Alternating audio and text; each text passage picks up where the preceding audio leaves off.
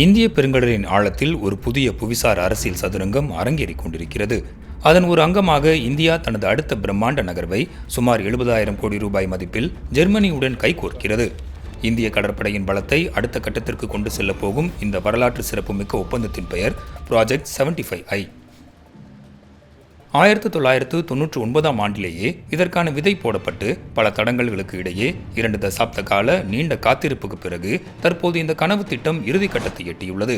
Make in India திட்டத்தின் கீழ் மும்பையில் உள்ள மசாகன் டாக் நிறுவனம் ஜெர்மனியின் திசன் குரூப் நிறுவனத்துடன் இணைந்து 6 அதிநவீன நீர்மூழ்கி கப்பல்களை கட்ட உள்ளது. ஜெர்மனியின் தொழில்நுட்ப உதவியுடன் இவை முழுமையாக இந்தியாவில் உருவாக்கப்பட உள்ளன.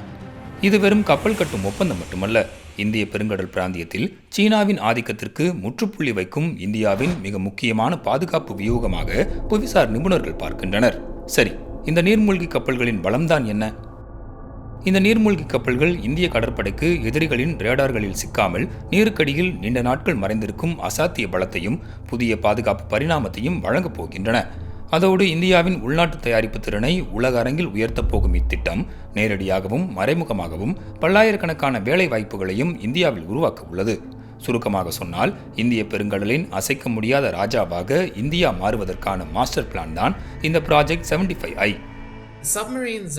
இந்தோ பசிபிக் பிராந்தியத்தில் கடல்வழி பரப்பின் மேல் பகுதி ஆபத்தானதாகவும் நடமாட்டத்திற்கு தடை விதிக்கப்பட்ட இடமாகவும் மாறி வருகிறது. இதன் காரணமாக கடல்சார் அதிகாரத்தை நிலைநாட்டுவதில் நீர்மூழ்கி கப்பல்கள் முக்கிய பங்கு வகிக்கின்றன. இந்த நீர்மூழ்கி கப்பல்களின் சிறப்பம்சமே இதில் உள்ள AIB தொழில்நுட்பம்தான். வழக்கமான டீசல் நீர்மூழ்கி கப்பல்கள் பேட்டரிகளை சார்ஜ் செய்யவும் இன்ஜினுக்கு தேவையான காற்றை பெறவும் அடிக்கடி நீரின் மேற்பரப்பிற்கு வர வேண்டும். அப்படி மேலே வரும்போது அவை எளிதில் எதிரிகளின் ரேடார்களுக்கும் செயற்கைக்கோள் கண்காணிப்புக்கும் இலக்காகிவிடும் ஆபத்து உண்டு. ஆனால் இந்த நவீன AIB தொழில்நுட்பம் ஹைட்ரஜன் மற்றும் ஆக்சிஜனை பயன்படுத்தி சத்தமில்லாமல் மின்சாரத்தை உருவாக்குகிறது. இதனால் டைப் 214 கப்பல்களால் நீருக்கடியில் பல வாரங்கள் வரை தொடர்ந்து பயணிக்க முடியும். ஆழமற்ற மற்றும் நெரிசலான கடற்பகுதிகளில் சத்தமின்றி பயணித்து எதிரிகளுக்கு பெரும் அச்சுறுத்தலை ஏற்படுத்தும் ஆற்றலும் இதற்குண்டு. சுருக்கமாக சொன்னால், AIP தொழில்நுட்பமானது பழைய பாரம்பரிய நீர்மூழ்கி கப்பல்களைப் போல அடிக்கடி நீரின் மேற்பரப்பிற்கு வரவேண்டிய அவசியமில்லை. நீண்ட நேரம் நீருக்கடியில் மூழ்கி இருக்க உதவுகிறது. இந்தியாவின் 90% வர்த்தகம் சுமார் 11,000 கிலோமீட்டர் நீளமுள்ள கடல் வழியாகவே நடைபெறுவதால் மலாக்கா ஜலசந்தி போன்ற முக்கிய பாதைகளில் ஏற்படும் சிறு தடங்களும் நாட்டின் பொருளாதாரத்தை முடக்கிவிடும். எனவே இந்திய பெருங்கடல் வழிப்பாதைகளை பாதுகாப்பது மிகவும் அவசியமாகும். சீனா மற்றும் பாகிஸ்தானின் கூட்டு அச்சுறுத்தல்கள் காரணமாகவே இந்தியா தனது கடற்படையை மிக அவசரமாக நவீனமயமாக்க வேண்டிய சூழலுக்கு தள்ளப்பட்டுள்ளது. இந்தியாவின் அண்டை நாடான சீனா 400க்கும் மேற்பட்ட போர்க்கப்பல்களை கொண்ட உலகின் மிகப்பெரிய கடற்படையை தன் வசம் வைத்துள்ளது.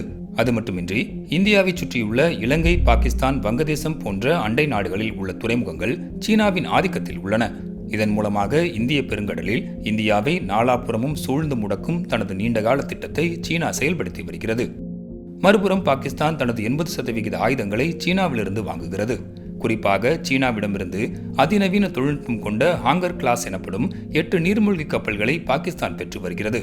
இரு அண்டை நாடுகளும் தங்கள் கடற்படையை நவீனமாக்கி வரும் சூழலில் இந்தியாவிடம் உள்ள 16 நீர்மூழ்கி கப்பல்களில் பல பழைய சோவியத் காலத்தைச் சேர்ந்தவை.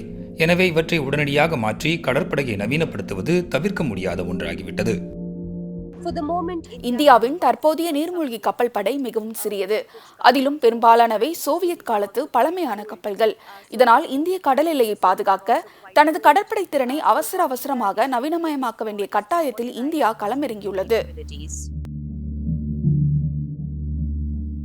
1960களில் பாதுகாப்பு தேவைகளுக்கு ரஷ்யாவை சார்ந்திருந்த இந்தியா உக்ரைன் போரினால் ஏற்பட்ட விநியோக தாமதம் மற்றும் புவிசார் அரசியல் மாற்றங்களால் தற்போது மேற்கத்திய நாடுகளை நோக்கி திரும்பியுள்ளது. இதன் விளைவாக அமெரிக்கா மற்றும் பிரான்ஸை தொடர்ந்து ஜெர்மனியும் இந்தியாவின் மிக முக்கிய நண்பனாக உருவெடுத்துள்ளது. குறிப்பாக அதிநவீன நீர்மூழ்கி கப்பல் தயாரிப்பு மற்றும் கூட்டு தொழில்நுட்ப பகிர்வில் இரு நாடுகளும் தற்போது கைகோர்த்துள்ளன. இருப்பினும் குறைந்த விலை, எளிதான தொழில்நுட்ப பரிமாற்றம் காரணமாக இந்தியா தொடர்ந்து ரஷ்யாவின் ஆயுதங்களை வாங்கி வருகிறது. இதற்கு சான்றாக 2026ஆம் ஆண்டின் தொடக்கத்தில் ரஷ்யாவின் ஸ்டில் 1 வான் பாதுகாப்பு ஏவுகணைகளை வாங்குவதற்காக சுமார் 2182 கோடி ரூபாய் மதிப்பிலான ஒப்பந்தத்தை இந்தியா மேற்கொண்டுள்ளது. இதன் மூலம் ரஷ்யாவை இந்தியா முழுமையாக கைவிடவில்லை என்ற செய்தியையும் கூறியிருக்கிறது.